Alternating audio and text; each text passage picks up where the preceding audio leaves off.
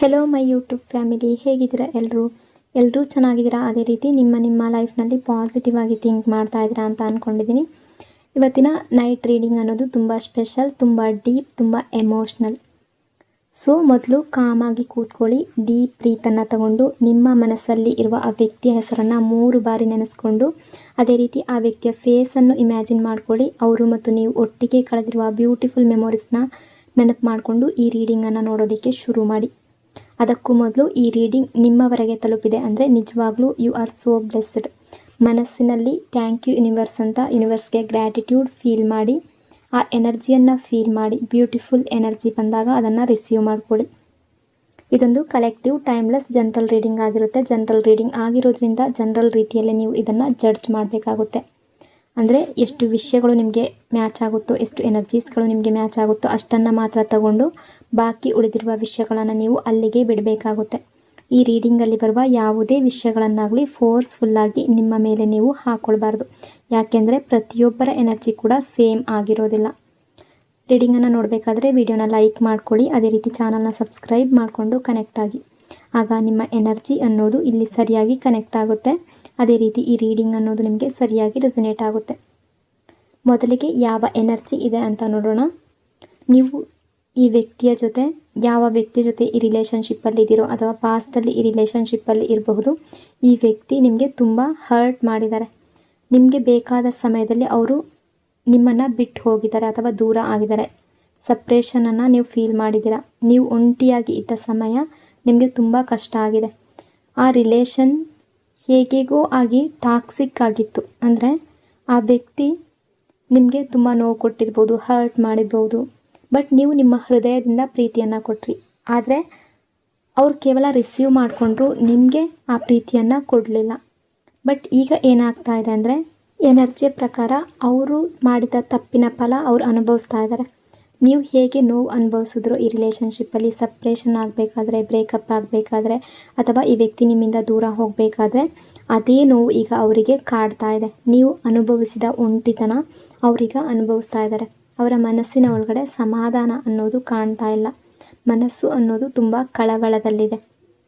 ಅಂದರೆ ಸುಲಭದ ಟೈಮ್ ಅಂತ ಅವರಿಗೆ ಅನ್ನಿಸ್ತಾ ಇಲ್ಲ. ಜೀವನದಲ್ಲಿ ಲಾಸ್ ಅನುಭವಿಸ್ತಾ ಇದ್ದಾರೆ. ಕೆಲವರಿಗೆ ಫಿನಾನ್ಷಿಯಲಿ ಕಷ್ಟ ಆಗ್ತಾ ಇರ್ಬೋದು, ಕೆಲಸದ ಸಮಸ್ಯೆ, ಜಾಬ್ ಸಮಸ್ಯೆ, ಮನೆಯಲ್ಲಿ ಪೀಸ್ ಅನ್ನೋದು ಇಲ್ಲ. ಅಂದರೆ ಫ್ಯಾಮಿಲಿ ಪ್ರೆಷರ್, ರೆಸ್ಪಾನ್ಸಿಬಿಲಿಟಿ ಜಾಸ್ತಿ, ಮೆಂಟಲ್ ಸ್ಟ್ರೆಸ್ ಇದೆಲ್ಲ ಕಾಣ್ತಾ ಇದೆ. ನಿಮ್ಮ ರಿಲೇಷನ್ಶಿಪ್ಪಲ್ಲಿ ಪಾಸ್ಟಲ್ಲೇ ಆಗಿರ್ಬೋದು, ರೀಸೆಂಟ್ ಪಾಸ್ಟಲ್ಲೇ ಆಗಿರ್ಬೋದು, ಮಧ್ಯದಲ್ಲಿ ಥರ್ಡ್ ಪಾರ್ಟಿ ಸಿಚುವೇಶನ್ ಕೂಡ ಬಂದಿರಬಹುದು. ಅಂದರೆ ಅವ್ರು ನಿಮ್ಮನ್ನು ಬಿಟ್ಟು ಹೋಗಿರ್ಬೋದು ಅಥವಾ ಆ ಸಿಚುವೇಶನ್ ಅನ್ನೋದು ಅಡ್ಡ ಬಂದಿರ್ಬೋದು. ಅದು ಫ್ಯಾಮಿಲಿ ಆಗಿರ್ಬೋದು, ಅವರ ವರ್ಕ್ ಆಗಿರ್ಬೋದು ಅಥವಾ ಇನ್ನೊಬ್ಬ ವ್ಯಕ್ತಿ ಕೂಡ ಆಗಿರ್ಬೋದು. ಆ ಸಮಯದಲ್ಲಿ ಅವರಿಗೆ ಅವ್ರು ಮಾಡಿದ್ದೇ ಸರಿ ಅಂತ ಅನಿಸಿರಬಹುದು. ನಾನು ಚೆನ್ನಾಗಿರ್ತೀನಿ ಅಂತ ಅವರು ಅವರ ಬಗ್ಗೆ ಅಂದ್ಕೊಂಡ್ರು. ಅಂದರೆ ಸಪ್ರೇಟ್ ಆದರೂ ಕೂಡ ಅಥವಾ ರಿಲೇಷನ್ಶಿಪ್ಪಿಂದ ದೂರ ಹೋದರೂ ಕೂಡ ನಾನು ಚೆನ್ನಾಗಿರ್ತೀನಿ ಅನ್ನೋ ಭಾವನೆ ಅವರಲ್ಲಿತ್ತು. ಬಟ್ ಈಗ ಅದು ಕುಸಿತಾ ಇದೆ. ಅಂದರೆ ಆ 3ನೇ ವ್ಯಕ್ತಿ ಅಥವಾ ಆ ಕೆಲಸ, ಆ ಜಾಬ್ ಅಥವಾ ಸಿಚುವೇಶನ್ ಅನ್ನೋದು ಅವ್ರಿಗೆ ಸಪೋರ್ಟ್ ಆಗಿ ಇಲ್ಲ. ಅದರಿಂದ ಅವ್ರಿಗೆ ಕೇರ್ ಇಲ್ಲ. ಸ್ವಾರ್ಥ ಮಾತ್ರ ಕಾಣ್ತಾ ಇದೆ ಇವ್ರಿಗೆ. ನಿಮ್ಮ ಜೊತೆ ಇದ್ದ ಆ ಬ್ಯೂಟಿಫುಲ್ ಫೀಲಿಂಗ್ ಅವ್ರಿಗೆ ಸಿಗ್ತಾ ಇಲ್ಲ. ನಿಮ್ಮ ನಿಜವಾದ ಪ್ರೀತಿ ಅನ್ನೋದು ಅವ್ರಿಗೆ ಸಿಗ್ತಾ ಇಲ್ಲ. ಅವ್ರೀಗ ತುಂಬ ಅಪ್ಸೆಟ್ ಆಗಿರುವ ಎನರ್ಜಿ. ರಿಯಾಲಿಟಿ ಹಿಟ್ ಮಾಡ್ತಾ ಇದೆ ಅವ್ರಿಗೆ. ಅವರ ಮುಖದಲ್ಲಿ ಸಂತೋಷ ಅನ್ನೋದು ಇಲ್ಲ. ಅವರ ಮನಸ್ಸಿನಲ್ಲಿ ಅವ್ರು ಮಾಡಿರುವ ತಪ್ಪಿನ ಗಿಲ್ಟ್ ಫೀಲ್ ಇದೆ. ಅವ್ರು ಮಾಡಿದ ನಿರ್ಧಾರ ತಪ್ಪು ಅನ್ನೋದು ಅವ್ರಿಗೆ ಗೊತ್ತಾಗಿದೆ. ನಿಧಾನವಾಗಿ ಅವರ ಸುತ್ತ ಯಾರ್ಯಾರಿದ್ದಾರೆ, ಅವರ ಮನಸ್ಸಿನ ಸ್ಥಿತಿ ಯಾವ ರೀತಿ ಇದೆ ಅಂತ ಇವ್ರಿಗೆ ಅರ್ಥ ಆಗ್ತಾ ಇದೆ. ಅವರು ಒಂಟಿ ಆಗ್ತಾ ಇದ್ದಾರೆ. ನೀವು ಕೂಡ ಒಂದು ಟೈಮ್ನಲ್ಲಿ ನನಗೆ ಯಾಕೆ ಈ ರೀತಿ ಆಯಿತು ಅಂತ ಯೋಚನೆ ಮಾಡಿದ್ದೀರಾ. ಅಂದರೆ ನೀವು ಕೂಡ ಇವ್ರು ಯಾವ ರೀತಿ ಫೇಸ್ ಮಾಡ್ತಾಯಿದ್ರೋ ಆ ರೀತಿ ನೀವು ಕೂಡ ಪೇಯ್ನ್ ಫೇಸ್ ಮಾಡಿದ್ದೀರಾ. ಅಂದರೆ ಇದು ಕೇವಲ ಕಷ್ಟ ಅಂತಲ್ಲ, ಇದೊಂದು ಲೆಸನ್. ನಿಮ್ಮ ಬೆಳವಣಿಗೆಗೆ ಬಂದಿರುವಂತಹ ಒಂದು ಲೆಸನ್. ನೀವು ಕೂಡ ಈ ಲೆಸನ್ನ ತಿಳ್ಕೊಂಡ್ರಿ. ಆ ಟೈಮ್ನಲ್ಲಿ ನಿಮ್ಮ ಜೊತೆ ಸ್ಟ್ರಾಂಗ್ ಆಗಿ ನಿಲ್ಲೋದಕ್ಕೆ ಇವರು ಇಲ್ಲದ ಟೈಮ್ನಲ್ಲಿ ನೀವು ತುಂಬ ಪೇಯ್ನ್ ಅನುಭವಿಸಿದ್ದೀರಾ, ತುಂಬ ಕಣ್ಣೀರು ಹಾಕಿದ್ದೀರಾ. ಬಟ್ ನಿಮಗೆ ಸಮಾಧಾನ ಮಾಡೋದಕ್ಕಾಗಲಿ, ನಿಮ್ಮ ಜೊತೆ ಸ್ಟ್ರಾಂಗ್ ನಿಲ್ಲೋದಕ್ಕಾಗಲಿ ಈ ವ್ಯಕ್ತಿ ನಿಮ್ಮ ಜೊತೆ ಇರಲಿಲ್ಲ. ನಿಮ್ಮಿಂದ ದೂರ ಆಗಿದ್ದರು. ಬಟ್ ನಿಮ್ಮನ್ನು ನೀವು ಗಮನಿಸ್ಕೊಳ್ಳೋದಕ್ಕೆ ಸ್ಟಾರ್ಟ್ ಮಾಡಿದ್ದೀರಾ. ಸಪ್ರೇಷನ್ ಆದಮೇಲೆ ನೀವು ಹೆಚ್ಚು ಸ್ಟ್ರಾಂಗ್ ಆದ್ರಿ. ನಿಮ್ಮ ಇಂಟ್ಯೂಷನ್ ತುಂಬ ಜಾಸ್ತಿ ಆಯಿತು. ನೀವು ನಿಮ್ಮ ಮನಸ್ಸಿನ ಒಳಗಡೆಯಿಂದ ಬದಲಾಗಿದ್ದೀರಾ. ಬಟ್ ಅವರ ಕರೆಂಟ್ ಫೀಲಿಂಗ್ಸ್ ಯಾವ ರೀತಿ ಇದೆ ಅಂದರೆ, ಇದೆಲ್ಲ ನೋವಿನಿಂದ ನೀವು ಎಷ್ಟೆಲ್ಲ ನೋವು ಪಟ್ಟಿದ್ದೀರೋ ಆ ನೋವು ಅವರಿಗೂ ಆಗಬೇಕಾದ್ರೆ ಅವ್ರಿಗೆ ನಿಮ್ಮ ವ್ಯಾಲ್ಯೂ ಗೊತ್ತಾಗ್ತಾ ಇದೆ, ನಿಮ್ಮನ್ನು ಮಿಸ್ ಮಾಡ್ತಾ ಇದ್ದಾರೆ. ನೀವು ಇಲ್ಲದೆ ಅವರಿಗೆ ಜೀವನ ಸರಿ ಅಂತ ಅನ್ನಿಸ್ತಾ ಇಲ್ಲ. ಅಂದರೆ ಮುಂದಕ್ಕೆ ಹೋಗಬೇಕು, ಹಿಂದಕ್ಕೆ ಬರಬೇಕು, ರಿಲೇಷನ್ಶಿಪ್ ಮತ್ತೆ ಸ್ಟಾರ್ಟ್ ಮಾಡಬೇಕು, ಈ ರೀತಿಯ ಫೀಲಿಂಗ್ಸ್ ಬರ್ತಾ ಇದೆ. ಅವರು ನಿಮ್ಮ ನೆನಪಿನಲ್ಲೇ ಕಳೆದು ಹೋಗ್ತಾ ಇದ್ದಾರೆ. ಅವರಿಗೆ ಪೇಷನ್ಸ್ ಅನ್ನೋದು ಕಡಿಮೆ, ತಕ್ಷಣ ತೀರ್ಮಾನ ತಗೊಳ್ಳುವ ಸ್ವಭಾವ ಇರುವ ವ್ಯಕ್ತಿ ಕೂಡ ಆಗಿರ್ಬೋದು. ತುಂಬ ಸಿಟ್ಟು ಇರುವಂತಹ ವ್ಯಕ್ತಿ ಕೂಡ. ಅದೇ ಕಾರಣಕ್ಕೆ ಅವರು ಈ ರಿಲೇಷನ್ಶಿಪ್ಪಲ್ಲಿ ದೂರ ಹೋಗಿರ್ಬೋದು, ಬ್ರೇಕಪ್ ಆಗಿರ್ಬೋದು, ಮಿಸ್ಅಂಡರ್ಸ್ಟ್ಯಾಂಡಿಂಗ್ ಬಂದಿರ್ಬೋದು, ಅಥವಾ ನಿಮ್ಮಿಬ್ಬರ ನಡುವೆ ಫೈಟ್ ಆಗಿರ್ಬೋದು, ಜಗಳ ಆಗಿರ್ಬೋದು. ಅದೇ ಕಾರಣಕ್ಕೆ ಅವರು ತಪ್ಪು ನಿರ್ಧಾರವನ್ನು ತಗೊಂಡಿರ್ಬೋದು. ಈಗ ಅವರು ನಿಮ್ಮ ಕಡೆಗೆ ಬರುವ ದಾರಿ ಹುಡುಕ್ತಾ ಇದ್ದಾರೆ. ನಿಮ್ಮ ಹತ್ರ ಬರಬೇಕು ಅನ್ನೋ ತುಂಬ ಆಸೆ ಕಾಣಿಸ್ತಾ ಇದೆ. ನಿಮ್ಮ ಎನರ್ಜಿ ಯಾವ ರೀತಿ ಇದೆ ಅಂದರೆ, ನೀವು ಮೊದಲಿನ ರೀತಿ ಚೇಸ್ ಮಾಡ್ತಾ ಇಲ್ಲ, ತುಂಬ ಸೈಲೆಂಟ್ ಆಗಿದ್ದೀರಾ. ನಿಮ್ಮ ಬೆಳವಣಿಗೆ ಬಗ್ಗೆ ಥಿಂಕ್ ಮಾಡ್ತಾ ಇದ್ದೀರಾ, ನಿಮ್ಮ ಗ್ರೋತ್ ಬಗ್ಗೆ ಥಿಂಕ್ ಮಾಡ್ತಾ ಇದ್ದೀರಾ. ಇದು ನಿಮಗೆ ಪ್ಲಸ್ ಪಾಯಿಂಟ್. ಆದರೆ ನೀವು ಆ ವ್ಯಕ್ತಿಯನ್ನು ಪೂರ್ತಿಯಾಗಿ ಮರ್ತಿದ್ದೀರಾ ಅಂತ ಅಲ್ಲ, ನಿಮಗೆ ನೆನಪಾಗ್ತಾ ಇದೆ, ಬಟ್ ತುಂಬ ಚೇಸ್ ಮಾಡೋದಕ್ಕೆ ಹೋಗ್ತಾ ಇಲ್ಲ. ಮೊದಲೆಲ್ಲ ಕಾಲ್ ಮೇಲೆ ಕಾಲ್ ಮಾಡ್ತಾ ಇದ್ರಿ, ಮೆಸೇಜ್ ಮೇಲೆ ಮೆಸೇಜ್ ಮಾಡ್ತಾ ಇದ್ರಿ, ಬಟ್ ಈಗ ಸೈಲೆಂಟ್ ಆಗಿದ್ದೀರಾ. ನೀವು ಅವರನ್ನು ಮರ್ತಿದ್ದೀರಾ ಅಂತ ಅಲ್ಲ, ಮ್ಯಾನಿಫೆಸ್ಟೇಷನ್ ಎನರ್ಜಿ ಇದೆ. ನೀವು ಅವರನ್ನು ಮನಸ್ಸಲ್ಲೇ ಕರೀತಾ ಇದ್ದೀರಾ, ಮನಸ್ಸಲ್ಲೇ ಅವರನ್ನು ಮ್ಯಾನಿಫೆಸ್ಟ್ ಮಾಡ್ತಾ ಇದ್ದೀರಾ. ನಿಮ್ಮ ಪ್ರಾರ್ಥನೆ, ನಿಮ್ಮ ಫೀಲಿಂಗ್ ಎಲ್ಲವೂ ಯೂನಿವರ್ಸ್ಗೆ ತಲುಪ್ತಾ ಇದೆ. ಅದಕ್ಕೆ ಅವ್ರಿಗೂ ಕೂಡ ನಿಮ್ಮನ್ನು ಮರೆಯೋದಕ್ಕೆ ಸಾಧ್ಯ ಆಗ್ತಾ ಇಲ್ಲ. ಅಂದರೆ ನೀವಿಲ್ಲದೆ ಅವ್ರಿಗೆ ಲೈಫ್ನಲ್ಲಿ ಖಾಲಿತನ ಅನ್ನೋದು ಕಾಡ್ತಾ ಇದೆ. ಯಾಕೆಂದರೆ ನೀವು ಕೂಡ ಆ ವ್ಯಕ್ತಿಯನ್ನು ಮ್ಯಾನಿಫೆಸ್ಟೇಷನ್ ಅಲ್ಲಿ ಆಗ್ತಾ ಇದ್ದೀರಾ, ಮ್ಯಾನಿಫೆಸ್ಟ್ ಮಾಡ್ತಾ ಇದ್ದೀರಾ. ಈ ರಿಲೇಷನ್ಶಿಪ್ಪಿಂದ ದೂರ ಆದ ಮೊದಲಿಗೆಲ್ಲ ಆ ವ್ಯಕ್ತಿಗೆ ಎಲ್ಲವೂ ಸರಿಯಾಗಿದೆ, ಎಲ್ಲ ನಾರ್ಮಲ್ ಆಗಿದೆ ಅಂತ ಅನಿಸಿರ್ಬೋದು. ಬಟ್ ಕ್ರಮೇಣ ಟೈಮ್ ಹೋದ ಹಾಗೆ ನಿಮ್ಮ ಪ್ರೀತಿಯನ್ನು ಮಿಸ್ ಮಾಡ್ಕೊಳ್ಳೋದಕ್ಕೆ ಶುರು ಮಾಡಿದ್ರು. ಅವರು ಬೇರೆಯವ್ರ ಜೊತೆ ನಿಮ್ಮನ್ನು ಕಂಪೇರ್ ಮಾಡೋದಕ್ಕೆ ಶುರು ಮಾಡಿದ್ರು. ನೀವು ಯಾವ ರೀತಿ ಅಂತ ಅನ್ನೋದು ಅವ್ರಿಗೆ ಗೊತ್ತಾಯಿತು. ನಿಮ್ಮ ಪ್ರೀತಿಗೆ ಎಷ್ಟು ಅರ್ಥ ಇದೆ ಅನ್ನೋದು ಗೊತ್ತಾಯಿತು. ಕರ್ಮ, ರಿಗ್ರೆಟ್, ಅವರು ಪಶ್ಚಾತ್ತಾಪ ಪಡ್ತಾ ಇದ್ದಾರೆ. ನಾನು ತಪ್ಪು ಮಾಡಿದೆ ಅನ್ನೋದು ಅವ್ರಿಗೆ ಗೊತ್ತಾಗ್ತಾ ಇದೆ, ಫೀಲ್ ಆಗ್ತಾ ಇದೆ. ಅವರೀಗ ಸಿಚುವೇಷನಲ್ಲಿ ಸಿಕ್ಕಾಕೊಂಡಿದ್ದಾರೆ. ಅವರ ಮನಸ್ಸಿಗೆ ಸಮಾಧಾನ ಅನ್ನೋದು ಸಿಗ್ತಾ ಇಲ್ಲ.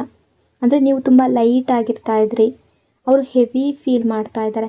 ನೀವೀಗ ತುಂಬ ಲೈಟ್ ಆಗಿರ್ಬೋದು, ಅಥವಾ ಆ ವ್ಯಕ್ತಿ ನೆನಪಾಗ್ತಿದ್ದಾರೆ, ಬಟ್ ಅಷ್ಟೊಂದು ಚೇಸ್ ಮಾಡ್ತಾ ಇಲ್ಲ. ನೀವು ಪಾಸಿಟಿವ್ ಆಗಿ ಥಿಂಕ್ ಮಾಡೋದಕ್ಕೆ ಶುರು ಮಾಡ್ತಾ ಇದ್ದೀರಾ ನೀವು, ಬಟ್ ಅವರು ನೆಗೆಟಿವ್ ಆಗಿ ಥಿಂಕ್ ಮಾಡ್ತಾ ಇದ್ದಾರೆ. ಅಂದರೆ ಹೇಗಾಗ್ತಿದೆ ಅಂದರೆ, ಈ ವ್ಯಕ್ತಿಗೆ ನಿಮಗೆ ಕೊಟ್ಟ ನೋವು ಇವ್ರಿಗೆ ಹಿಂತಿರುಗಿ ಹೋಗ್ತಾ ಇದೆ. ನಿಮ್ಮ ಪಾರ್ಟ್ನರ್ ಏನು ಮಾಡಿದ್ರು ಅಂದರೆ, ನಿಮ್ಮನ್ನು ಹರ್ಟ್ ಮಾಡಿದ್ರು, ನಿಮ್ಮನ್ನು ಬಿಟ್ಟು ಹೋದರು, ನಿಮ್ಮನ್ನು ಅರ್ಥ ಮಾಡ್ಕೊಳ್ಳಿಲ್ಲ. ಆ ಟೈಮ್ನಲ್ಲಿ ಅವ್ರಿಗೆ ಅನ್ನಿಸ್ತಾ ಇತ್ತು, ನಾನು ಸರಿಯಾಗೇ ಇದ್ದೀನಿ. ಆದರೆ ಈಗ ಅವರಿಗೆ ನಿಜ ಗೊತ್ತಾಗ್ತಾ ಇದೆ. ಅವರು ಮಾಡಿದ ತಪ್ಪಿನ ಬಗ್ಗೆ ಥಿಂಕ್ ಮಾಡ್ತಾ ಇದ್ದಾರೆ. ನಾನು ದೊಡ್ಡ ತಪ್ಪು ಮಾಡಿಬಿಟ್ಟೆ ಅನ್ನೋ ಫೀಲಿಂಗ್ಸ್ ಇದೆ. ಇದು ಕೇವಲ ಮಾತಲ್ಲ, ಅವರ ಮನಸ್ಸಿನ ಒಳಗೆ ನಿಜವಾಗ್ಲೂ ಪಶ್ಚಾತ್ತಾಪ ಕಾಡ್ತಾ ಇದೆ. ಅವ್ರಿಗೆ ಈಗ ಏನಾಗ್ತಾ ಇದೆ ಅಂದರೆ, ಜೀವನದಲ್ಲಿ ಏನೂ ಸರಿಯಾಗಿ ನಡೀತಾ ಇಲ್ಲ ಅಂತ ಅನ್ನಿಸ್ತಾ ಇದೆ. ಸಣ್ಣ ಸಣ್ಣ ಸಮಸ್ಯೆಗಳು, ಕೆಲಸದ ಒತ್ತಡ, ಮನಸ್ಸಿನಲ್ಲಿ ಗೊಂದಲ ಎಲ್ಲವೂ ಸೇರಿ ಅವರು ಸಿಕ್ಕಾಕೊಂಡಿರೋ ರೀತಿ ಫೀಲ್ ಆಗ್ತಾ ಇದೆ. ನಾನು ಯಾಕೆ ಹೀಗೆ ಮಾಡಿದೆ ಅಂತ ಅವರನ್ನೇ ಅವರು ಪ್ರಶ್ನೆ ಕೇಳ್ಕೊಳ್ತಾ ಇದ್ದಾರೆ. ಅಂದರೆ ಮತ್ತೆ ಬಂದು ಅದನ್ನು ಸರಿಪಡಿಸೋದಕ್ಕೆ ಕಷ್ಟ ಆಗ್ತಾ ಇದೆ. ಸೊ ಅವರ ಮನಸ್ಸಿಗೆ ಸಮಾಧಾನ ಅನ್ನೋದು ಸಿಗ್ತಾ ಇಲ್ಲ. ಹೊರಗಡೆ ನಗ್ತಾ ಇದ್ದರೂ ಕೂಡ ಮನಸ್ಸಿನ ಒಳಗಡೆ ಡೌನ್ ಆಗ್ತಾ ಇದ್ದಾರೆ. ಈಗ ನಿಮ್ಮ ಎನರ್ಜಿ ಪ್ರಕಾರ ನೀವು ಈಗ ನಿಧಾನವಾಗಿ ಸ್ಟ್ರಾಂಗ್ ಆಗಿದ್ದೀರಾ. ನಿಮ್ಮ ಮನಸ್ಸು ಸ್ವಲ್ಪ ಹಗುರ ಆಗ್ತಾ ಇದೆ. ನೀವು ನಿಮ್ಮ ಜೀವನದ ಕಡೆ ಫೋಕಸ್ ಮಾಡ್ತಾ ಇದ್ದೀರಾ.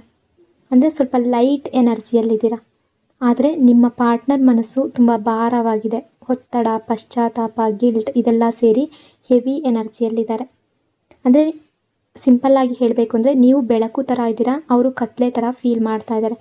ನೀವು ಪಾಸಿಟಿವ್ ಆಗ್ತಾ ಇದ್ದೀರಾ, ಆದರೆ ಅವರು ನೆಗೆಟಿವ್ ಯೋಚನೆಗಳಲ್ಲಿ ಸಿಕ್ಕಾಕೊಂಡಿದ್ದಾರೆ. ಅದಕ್ಕೆ ಈಗ ನೀವು ಇಬ್ಬರು ಒಂದೇ ಲೆವೆಲ್ನಲ್ಲಿ ಕಾಣ್ತಾ ಇಲ್ಲ. ಆ ಕಾರಣದಿಂದ ಇಬ್ಬರು ಒಟ್ಟಿಗೆ ಇರೋದು ಅಥವಾ ಒಟ್ಟಿಗೆ ಬರೋದು, ನಿಮ್ಮ ಕಡೆಗೆ ಬರೋದು ಸ್ವಲ್ಪ ಲೇಟ್ ಆಗ್ತಾ ಇದೆ. ಅಂದರೆ ಅವರು ತುಂಬ ನೆಗೆಟಿವ್ ಆಗಿ ಥಿಂಕ್ ಮಾಡ್ತಾ ಇರೋದ್ರಿಂದ ನಿಮ್ಮ ಕಡೆಗೆ ಬರೋದು ಸ್ವಲ್ಪ ಲೇಟ್ ಆಗ್ತಾ ಇದೆ. ಸೊ ನೀವು ಕೂಡ ಏನು ಮಾಡಬೇಕು ಅಂದರೆ, ಅವರ ಬಗ್ಗೆ ಹಳೆಯದನ್ನು ನೆನೆಸ್ಕೊಂಡು ಕೋಪ ಹಿಡ್ಕೊಂಡು ಕೂತ್ಕೋಬೇಡಿ. ಅವ್ರು ಆ ರೀತಿ ಮಾಡಿದ್ರು, ಈ ರೀತಿ ಮಾಡಿದ್ರು, ಆ ರೀತಿ ನನಗೆ ಹರ್ಟ್ ಮಾಡಿದ್ರು, ಇದೆಲ್ಲವನ್ನು ಮತ್ತೆ ಮತ್ತೆ ನೀವು ನೆನಪಿಸ್ಕೊಂಡ್ರೆ ನಿಮ್ಮ ಎನರ್ಜಿ ಕೂಡ ಹೆವಿ ಆಗುತ್ತೆ. ಸೊ ಪಾಸಿಟಿವ್ ಆಗಿ ಥಿಂಕ್ ಮಾಡಿ. ಯಾವ ರೀತಿ ಅಂದರೆ, ಒಳ್ಳೆಯದನ್ನೇ ಯೋಚನೆ ಮಾಡಿ. ಅವರು ಚೆನ್ನಾಗಿರಲಿ, ಅವರು ಬದಲಾಗಿ ಬರಲಿ ನನ್ನ ಲೈಫ್ನಲ್ಲಿ, ಇಂಥ ಪಾಸಿಟಿವ್ ಫೀಲಿಂಗ್ ಕಳಿಸೋದು ಮುಖ್ಯ. ಇದನ್ನೇ ಲವ್ ಎನರ್ಜಿ ಅನ್ನೋದು. ನೀವು ಮಾತಾಡಬೇಕಾಗಿಲ್ಲ, ಮೆಸೇಜ್ ಮಾಡಬೇಕಾಗಿಲ್ಲ, ಮನಸ್ಸಿನಿಂದ ಫೀಲ್ ಮಾಡಿಕೊಂಡ್ರೆ ಸಾಕು. ಆ ವ್ಯಕ್ತಿ ನನ್ನ ಲೈಫ್ನಲ್ಲಿ ಬಂದಿದ್ದಾರೆ, ನಾವಿಬ್ಬರು ಖುಷಿಯಾಗಿದ್ದೀವಿ, ನಮ್ಮ ರಿಲೇಷನ್ಶಿಪ್ ಅನ್ನೋದು ಚೆನ್ನಾಗಿದೆ, ಈ ರೀತಿ ಫೀಲ್ ಮಾಡ್ಕೊಳ್ಳಿ. ನಿಮ್ಮ ಎನರ್ಜಿ ಮತ್ತು ಅವರ ಎನರ್ಜಿ ಒಂದೇ ಫ್ರೀಕ್ವೆನ್ಸಿಗೆ ಬರೋದಕ್ಕೆ ಶುರುವಾಗುತ್ತೆ. ಅವರು ಕೂಡ ಕಾಮ್ ಆಗ್ತಾರೆ, ನೀವು ಕೂಡ ಕ್ಲೀನ್ ಫೀಲ್ ಮಾಡ್ತೀರಾ. ಆಗ ಮಾತ್ರ ಇಬ್ಬರು ಮತ್ತೆ ಮಾತನಾಡುವ ಪರಿಸ್ಥಿತಿ ಬರುತ್ತೆ, ಅರ್ಥ ಮಾಡ್ಕೊಳ್ಳುವ ಅವಕಾಶ ಬರುತ್ತೆ, ಹಳೆಯದನ್ನು ಸರಿಪಡಿಸುವಂಥ ಅವಕಾಶ ಬರುತ್ತೆ. ಅಂದರೆ ನೀವು ನಿಮ್ಮ ಹೃದಯವನ್ನು ಹಗುರವಾಗಿಟ್ಕೊಂಡ್ರೆ, ಕೋಪವನ್ನು ಬಿಟ್ಟರೆ ಮತ್ತೆ ರಿಲೇಷನ್ಶಿಪ್ಪಲ್ಲಿ ಒಂದಾಗುವ ಎನರ್ಜಿ ತುಂಬ ಜಾಸ್ತಿ, ತುಂಬ ಚಾನ್ಸಸ್ ಇರುತ್ತೆ. ತುಂಬ ಬೇಗನೆ ನೀವಿಬ್ಬರು ಮತ್ತೆ ಕನೆಕ್ಟ್ ಆಗುವ ರೀತಿ ಎನರ್ಜಿನೇ ನಿಮ್ಮ ಲೈಫ್ಗೆ ರಿಫ್ಲೆಕ್ಟ್ ಮಾಡೋದಕ್ಕೆ ಶುರು ಆಗುತ್ತೆ. ಅದು ನಿಜವಾದ ಒಂದು ಕನೆಕ್ಷನ್. ಇದು ಅವರ ನೈಟ್ ಟೈಮ್ ಎನರ್ಜಿ.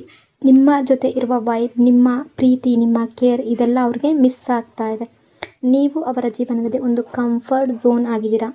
ಈಗ ಅದು ಇಲ್ಲ, ಅಲ್ಲಿ ಖಾಲಿ ಖಾಲಿ ಅಂತ ಅನ್ನಿಸ್ತಾ ಇದೆ. ಸೊ ಈ ರೀಡಿಂಗ್ ನಿಮಗೆ ಇಷ್ಟ ಆಗಿದೆ ಅಂತ ಅಂದ್ಕೊಂಡಿದ್ದೀನಿ. ರೀಡಿಂಗ್ ಇಷ್ಟ ಆಗಿದರೆ ಪಾಸಿಟಿವ್ ಆಗಿ ಕಮೆಂಟ್ ಮಾಡಿ. ಪಾಸಿಟಿವ್ ಆಗಿ ಕಮೆಂಟ್ ಮಾಡಿ ಅಂತ ನಾನು ಯಾಕೆ ಹೇಳ್ತಾ ಇದ್ದೀನಿ ಅಂದರೆ, ಇದರ ಅರ್ಥ ನೆಗೆಟಿವ್ ಆಗಿ ಯೋಚನೆ ಮಾಡೋದನ್ನು ಬಿಡಿ, ನಿಮ್ಮ ಎನರ್ಜಿಯನ್ನು ಪಾಸಿಟಿವ್ ಆಗಿ ಇಟ್ಕೊಳ್ಳಿ. ಒಳ್ಳೆಯ ಫೀಲಿಂಗ್ ಜೊತೆ ಪ್ರತಿಕ್ರಿಯೆ ನೀಡಿ. ನಿಮ್ಮ ಪ್ರೀತಿ, ನಿಮ್ಮ ಸಪೋರ್ಟ್ಗೆ thank you so much. Lots and lots of love. ಇನ್ನೊಂದು ಡೀಪ್ ರೀಡಿಂಗ್ನಲ್ಲಿ ಮತ್ತೆ ಸಿಗ್ತೀನಿ. Until then take care. Thank you so much. God bless you all.